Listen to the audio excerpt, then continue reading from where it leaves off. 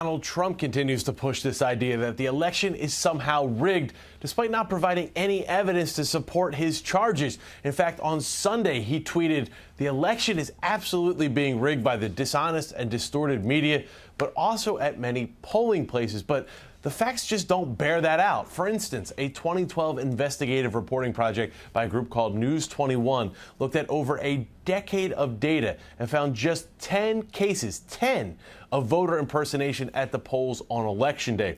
Now, meanwhile, politically, Democrats are really trying to use Trump's claim about a rigged election to paint him as a panic candidate, a guy who's trying to delegitimize the results before he loses the election in November.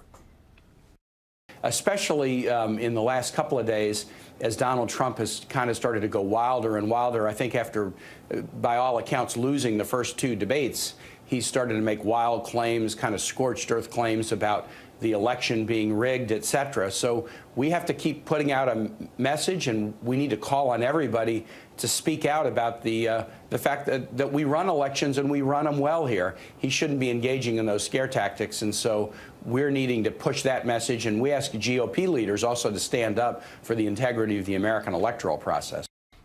And indeed, Republican leaders have spoken out on the subject, including Trump's own running mate, Mike Pence.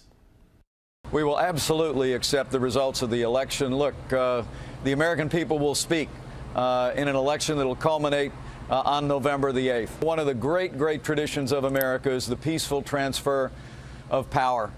And Republican House Speaker Paul Ryan's office also weighed in on this, putting out a statement saying, quote, "Our democracy relies on confidence in election results, and the Speaker is fully confident the states will carry out this election with integrity." So in a bitterly divided election year, many Democrats and Republicans, they seem to be able to agree on at least one thing, and that's despite what Trump says, the polls are not rigged.